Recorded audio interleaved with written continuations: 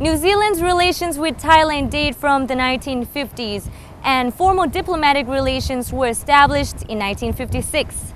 Both countries share similar perspectives on regional, political, and security issues.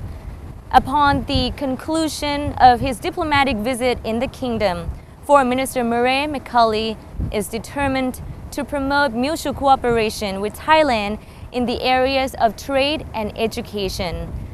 Here's more in this interview. How has the relationship evolved between Thailand and New Zealand in the past decades, few decades? Well, it's a long-standing relationship. It's one that's been very good from both a diplomatic and a trade point of view. I think both of us as countries have had our problems with natural disasters in the last year or two, and both of our economies are trying to absorb those shocks. But I think we're both looking forward, both see enormous potential to grow the trade relationship, and that's one of the things we'll have on our agenda for the talks here. Mm-hmm. The trade and FTA between the two countries has been increased, decreased? What has the trend has been like? Yeah, well, it's been about a $2 billion trade partnership. Mm-hmm. Thailand does better out of that arrangement currently than we do, so New Zealand's got to work a little bit harder to make up the numbers, but there's real opportunity for us to grow, and of course we are now working in the context of a free trade agreement ASEAN-wide. We've now got what we call the ASEAN Australia-New Zealand Free Trade Agreement, brings New Zealand into a market of over 600 million people. It's a very exciting opportunity from our perspective, and that's why the government's putting new energy into not just the formal parts of the relationship conducted through ministers, but also the encouragement to business to get out there and create more opportunity. With the recent flooding that we had massively last year, and also the past 7 years of political instability, has that affected the relationship between the two countries as far as, say, trade and investment at all? As I say, both countries have had their setbacks with natural disasters, you with the flooding, New Zealand with the earthquake, which has been a major hit on our GDP, and it'll take us, the government's got a 3-year program to try and restore our budget accounts to surplus as a consequence. But so it's fair to say that both of us have had to encounter and absorb those difficulties. But diplomatically, the relationship is very strong, although we did, of course, have some difficulties as a result of the unrest here a few years ago that did disrupt the normal pattern. So there have been disruptions on both fronts, but we're both forward-looking countries, and there are opportunities there now for us to drive things forward very quickly in the context, as I say, of a very exciting new regional free trade agreement. Right. Any concrete measures that you're going to tackle, you know, the disruption that the two countries had in the past that are underway or taking place right now? Well, I think in both cases it's a matter of time giving us an opportunity to rebuild our economic basis. I mean, the impact of the flooding here was very severe. The impact of the earthquake in Christchurch was over 10% of our GDP. That doesn't get absorbed overnight. But I think we're both as countries looking well past those events and being very positive about the future. And there are real signs that that things are picking up right across the region, and we want to be a part of that. Now, education has been an important and rapidly growing element in the relationship between the two countries. What are you hoping to strengthen this education sector between the two countries in the new coming years? Well, we obviously want to see more opportunities for your people to study in New Zealand. We have a significant number studying in New Zealand already, but my own view is that there is huge scope to grow the relationship. It's one of the sectors that the government's very focused on growing, not just in this market, but in other markets in this region in particular. And I think the tourism sector, which is in both cases, it's been a difficult time for tourism. When you have natural events setting back your economies, obviously people tend to stay at home a bit more.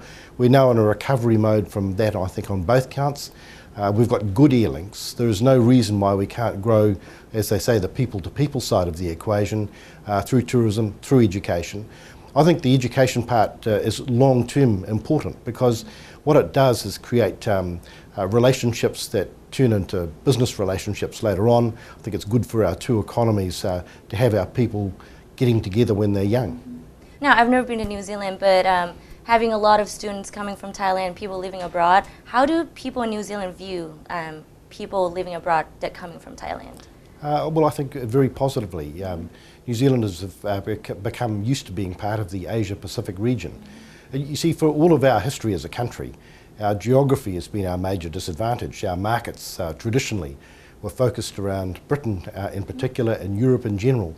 And in one stage, I guess around the 50s and 60s, we were talked of as being the offshore farm for Great Britain.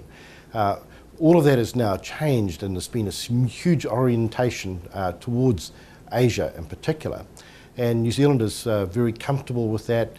They find visiting this part of the world quite an exotic experience, and that's why I think the relationship's a good one. Mm-hmm. New Zealand's bilateral aid has formally ceased in 2004, right? Since then, has there been any sort of assistance to Thailand as far as, you know, aid in anything? Like funding and things like that? What we've tended to do is to shift some of our development funding into ASEAN-wide programs. I can't tell you precisely what might benefit Thailand in that context, but it would be fair to say that the Thai economy is one of the strong economies in this region.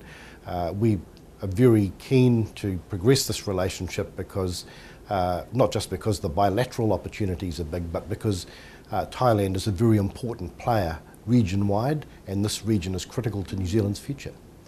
New Zealand has been a dialogue partner with ASEAN since the 70s. How has it evolved, the relationship between ASEAN and New Zealand, in your perspective? Well, I've only been a player in this process in recent years, and of course we did have some difficulties a few years ago when Myanmar was our formal dialogue partner on behalf of ASEAN. And for reasons that are obvious, that didn't work so well, and so the ASEAN relationship suffered somewhat as a consequence. And we made a conscious decision as a government to try, once we were able to progress things very quickly and improve the architecture of the ASEAN relationship, which we did over the last couple of years, moving up to a comprehensive strategic partner status, being able to achieve an important summit meeting between our Prime Minister and ASEAN leaders last year.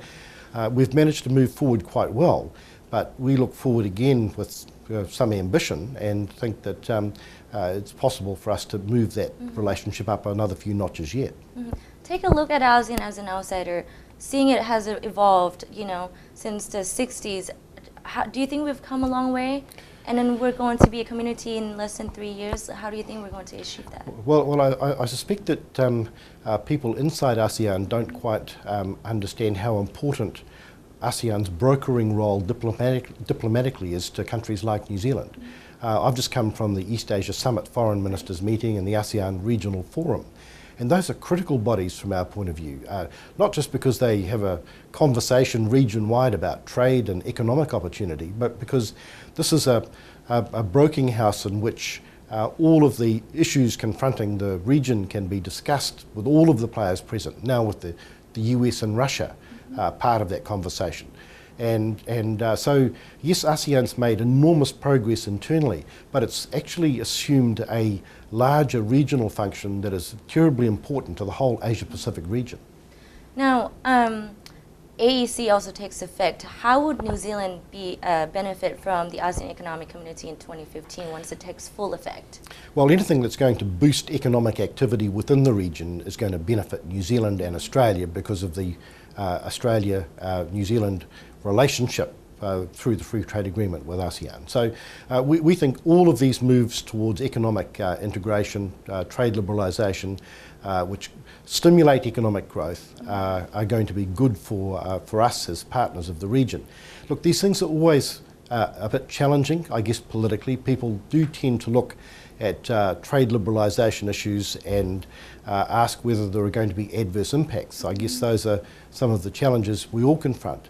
But New Zealand's experience on trade liberalisation has been overwhelmingly positive.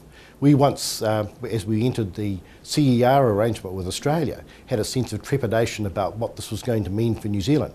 But we've been overwhelmingly successful as a result of that very important piece of economic architecture. And now we take a look at the New Zealand stance as the United States announced its bid to rebalancing the Asia-Pacific region. The rebalancing process has had some benefits for us. For example, Such as? well, US aid is now a player in the Pacific again and a partner available to us in some of the development work we do in the region. And that's important because over half of our development budget goes into the Pacific. But looking at other aspects of the relationship, I think it's massively to the advantage of all of us to have the US join the East Asia Summit and become part of the very important conversations that take place in that context. Russia, of course, has joined too. China's there. This is a very important opportunity to deal with the challenges confronting the region in an environment where there are plenty of other players to try and promote good constructive behaviour. And having just been to one of these regional gatherings with sometimes difficult conversations being held, I think that we're all much better off because the big players are all in the room together. Right. What about as far as security? I mean, to many countries, they think this is kind of a spectacle move. You know, the United States might want to increase presence to contain China, this and that. What does New Zealand think about that? Even Thailand's still skeptical about this. Well, we've had some particular difficulties in our own relationship with the US over the last 30 odd years for the reason of our nuclear-free legislation. And so we've just gone through a process of trying to improve that relationship and have made very significant gains in the last 3 or 4 years. So we're as a country in a position where we've been trying to claw back some lost ground in a relationship that needed to be more important to us. We don't see the relationship between China and the US, though, as one that needs to involve conflict.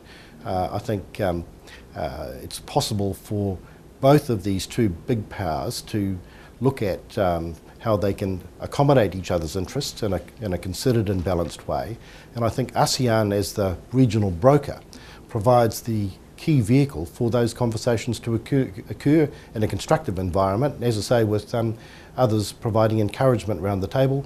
And New Zealand as a country that has a very good relationship now with the US, also has an excellent relationship with China, I think sees its own role as being able to encourage both to try and find that common ground.